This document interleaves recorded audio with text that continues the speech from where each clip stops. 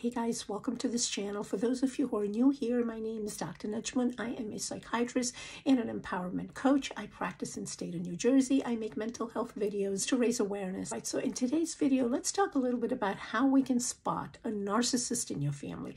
Listen, by now with so much of experience and seeing so many clients, I think we all are going to admit that there is a narcissist in almost every family, maybe one or two, and if not in your family, but then you will definitely meet a narcissist either in your workplace or in your kids' school or in a neighborhood. So somewhere or the other, you are going to meet a person who is very high on the narcissistic traits. Maybe not someone with a full-blown narcissistic personality disorder, which is actually a mental health condition, but somebody high on narcissistic traits. What does that mean? That means someone who lacks empathy, who lacks remorse, who can be arrogant, inconsistent. One day he's very kind to you and showering his love and gifts. The other day he is very indifferent, very condescending, and you get very confusing messages with this person. You tend to self-doubt, you feel incompetent. So they're actually a very difficult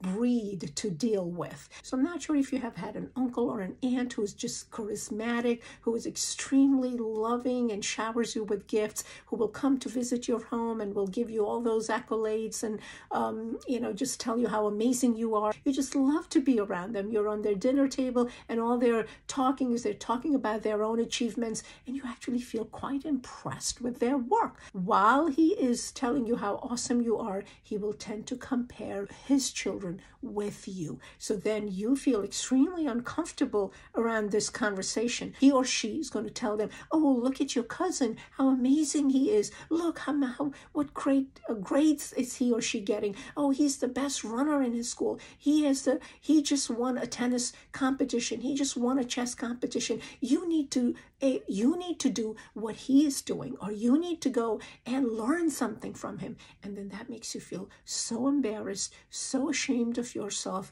And there's just this weird anxiety that takes over you. So that's an indication that, this charming uncle or aunt may be someone who's high on narcissistic traits. So narcissists do not see you for who you are. They don't see a person behind you. For a narcissist, you are nothing but their extension. And as long as you're applauding them and as long as you're telling them how amazing they are, you are in their good books. Then you become what's called a supply. The moment you disagree with them, have a difference of opinion, and you don't give them that applaud and treat them just like a normal, regular family member, that's when they become condescending, they become mean, they become detached, and they want nothing to do with you. Misogyny is really ingrained in them. They will treat their sons very differently than their daughters. They're going to applaud the boys, they're going to shower them with love, they're going to meet their every demand, but their daughters, they treat them very differently. Now, it doesn't matter treating boys special and daughters not so special.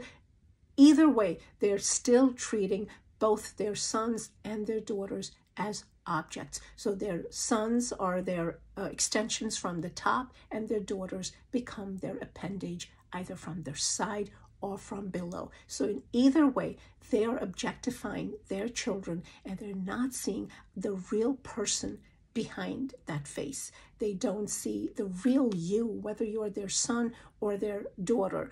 In either way, your feelings don't matter. You're not validated. You're not accepted for who you are, but it's your position in the family, your rank, and mostly it's your gender that becomes important. It's not healthy for you. They fail to see their children as their own people with their own identities, with their own likes and dislikes. Faster you accept that this is who this person is. This person is not going to change. This is their mindset. This is how they are made. This is how they are rather many times just born with these traits. Then it's going to be easier for you to learn how to handle them. And then you will have to work through self-compassion and boundaries. And trust me, these boundaries are less on the narcissist, but these boundaries are more for you, for your own self-preservation, for your own self-protection, your own self-esteem, and your own happiness. And I get it that you all will have that urge to connect to them at a very deep level, at that emotional level, but do yourselves a favor, because that ain't happening. You cannot connect with a narcissist at a deeper level, at an emotional level, because there is no depth to that soul. It's just an empty pit. More energy you spend in trying to fill that pit, trying to get some validation from them, all those efforts will be wasted. You will become tired, you'll become exhausted, you'll become frustrated, angry, and that's going to affect your own mental health. So the best thing to do is radical acceptance, meaning accept that this is who they are, set your boundaries, take care of yourself, spend minimal time with them, be respectful, but don't invest emotionally in this relationship. Because remember, a rock's not going to melt.